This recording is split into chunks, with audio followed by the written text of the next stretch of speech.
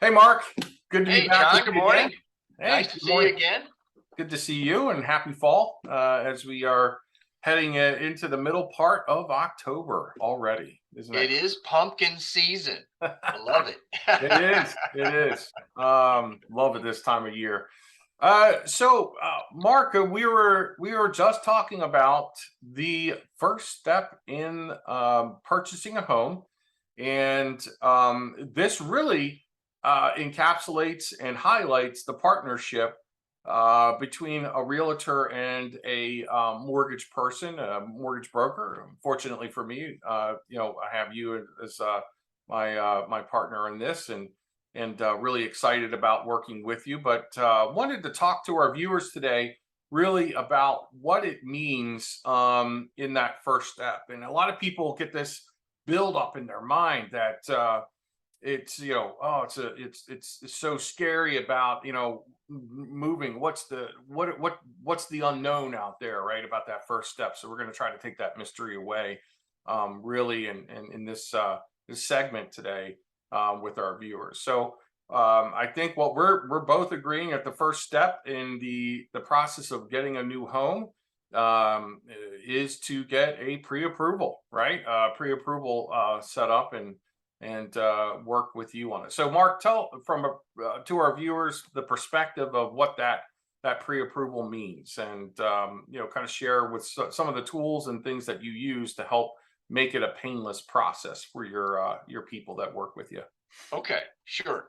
So we also want to differentiate, John, between pre-qualification and pre-approval. Oh, Those are really two separate important aspects of approaching the purchase process.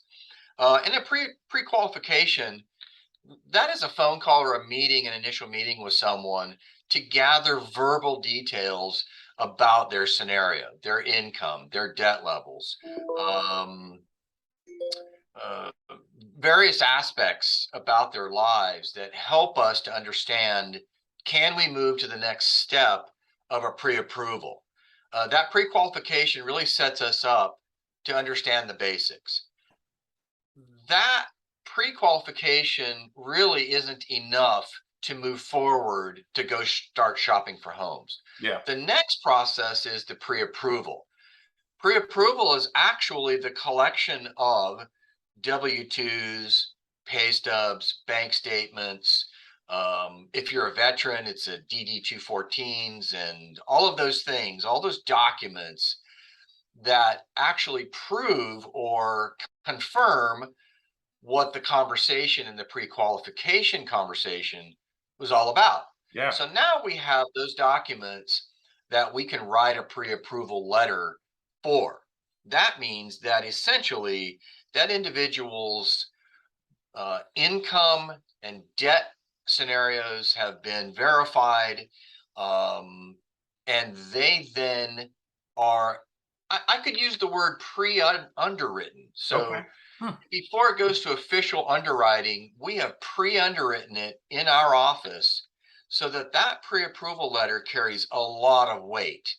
That pre-approval letter goes with your offer letter or your offer to purchase to the seller or the listing agent, and it carries a lot of value because now the selling agent knows this buyer has been pre-approved, and it's simply a finish up process of over roughly 30 days to get to closing. So it's not a raw um, bringing someone to the table. It's a very detailed pre-approval or pre-underwritten process. So and I can share with you what one of those letters looked like. They're pretty simple, Okay. but they have value. I think they're very helpful. Yeah, definitely. That would be great for our viewers to kind of see that. All right, so I'm going to share my screen with you. Um, and here we go. This, by the way, John, is my website. And people can, in fact, do a pre-qualification if they wanted to. This is very helpful. I've recently added this to our website. This pre-qualification gives me those sort of verbal things if you don't want to do it over the phone and you want to just walk through your work history, your financial history, um, property information, other different things that would give us a basic idea of that buyer's scenario. Yep. When that buyer was ready, he or she could then actually apply right here on this page as well. So But when they hit apply, is that for the pre-approval, or is that for the actual mortgage? that is for the actual mortgage application. Okay. So your buyers will want to do that because we'll couple that application with the collection of the W-2s and the bank statements, pay stubs, etc. And actually, the list to purchase really isn't that long. It's not a long list of things that a buyer needs to provide. So once all of that's done, you get the application done, you hit the apply button.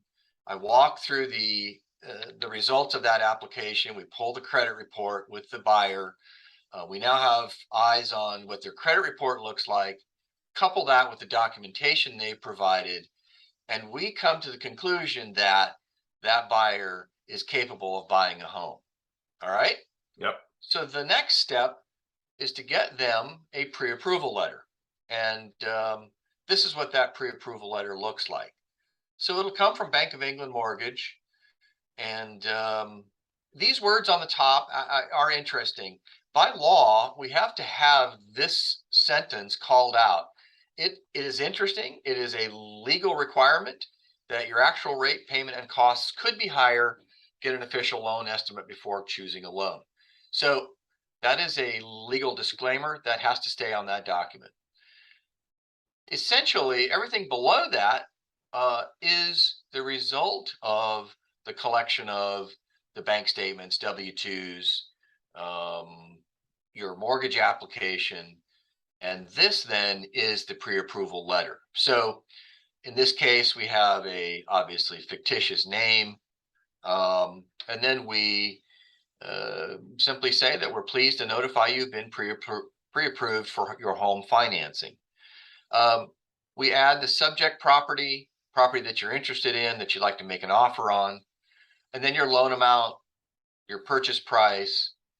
These numbers can vary. If you get 100% financing, then your purchase price and your loan amount will be the Yeah, same. same. Yeah. Right. So if Now, you're if getting a we could VA, stop there for a second.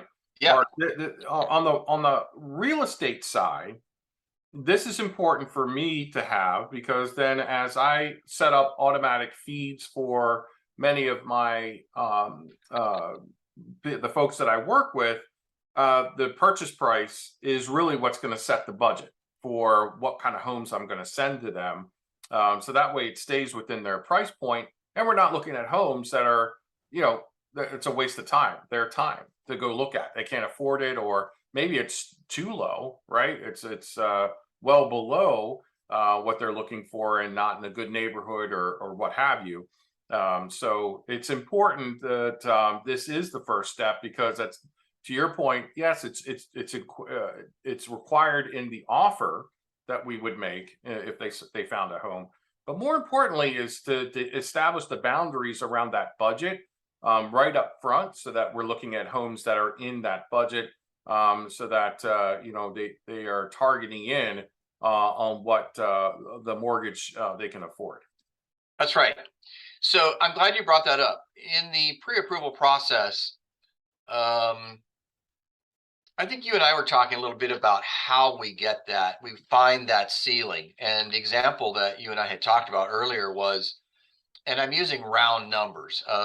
If someone made $10,000 a month, maybe husband and wife, two people together, or an individual. I've had just a couple buddies buy a house together, or a couple gals, or boyfriend, girlfriend. That is all doable. That is all possible. What we want to determine is, in our example, was that if you say made $10,000 a month, and we used a conventional loan with a 45% debt to income ratio maximum, you could use, with car payments, credit cards, and a house payment, and other student loan debt, perhaps, all of those items cannot exceed about 45%. Fannie Mae, Freddie Mac sometimes let us push it up to 50%. Mm-hmm. But it depends on the scenario. So that gives you a rough idea. VA, those guys can go up to like 60% debt to income ratio. Wow. Yeah. 60%. FHA can go up to 55%. So they're good ratios, they're good numbers to work with. And what we're trying to do in that process is understand, like you said, what a buyer's ceiling is. So in the example of 10,000 a month income, we would say on a conventional loan, your maximum expendable monthly cost cannot exceed about $4,500 a month, including a house payment. So let's say hypothetically in that example, your car payment was $500 a month, and that's all you had for debt. We would then deduce that your maximum house payment could be $4,000 a month. Now, you may not want to spend $4,000. Maybe you only want to spend two, Mm-hmm. but we know or we have established where that ceiling is at. So that gives you wiggle room or playroom to figure out how much you want to utilize those funds to determine how much of a house purchase price you want to make. We're just reverse engineering numbers is all it is. Yeah. Totally understand. So Okay. yeah. So as we established those boundaries, we established it and get the letter. Anything else in this first step that our buyers and our viewers need to be aware of? No, the process generally takes about 30 days. So what you want to do, well, let me rephrase that. The actual purchase process. So from the time we get your ratified purchase contract to the day we close, usually is about 30 days. Yeah. One of the reasons that takes a little bit longer than you would think is we have to get an appraiser out to the home to appraise value. We have to get on his schedule, and he becomes a point of data that we're waiting from to get the appraisal report back from. So we figure roughly 30 days to close.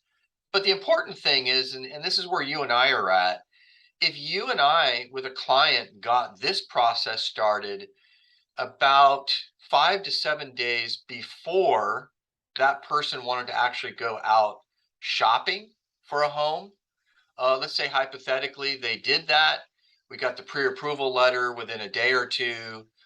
You start looking at homes that you like, you find one, 30 days goes by, approximately 40 days, you have gone from your initial phone call to the closing table. Yep. That's So roughly what that looks like. and this the pre-approval letter, Mark, takes what, maybe a day to get working with you?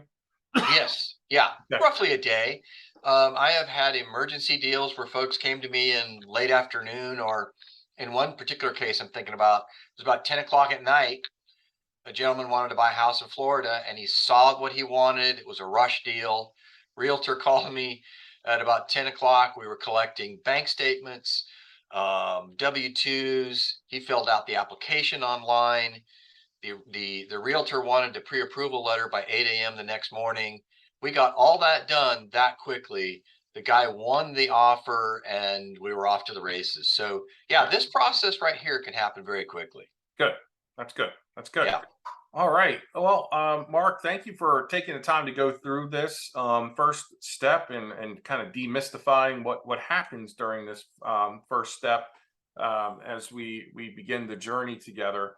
I think we're going to take a look at each of the critical steps as we kind of move through the purchasing process. But I think it's really important that we took some time today to talk about this first step and how important it is before you go out and take a look at a property. To what you highlighted is that you do have this pre-approval letter, not because we're trying to box you in or anything. It's more of to help you understand what your budget is first, and second is that you can't make an offer without having that pre-approval letter. And then to your point, Mark, it then paves the way for a smoother roadway right into closing to get that home of your dreams. So Yeah. really good stuff here.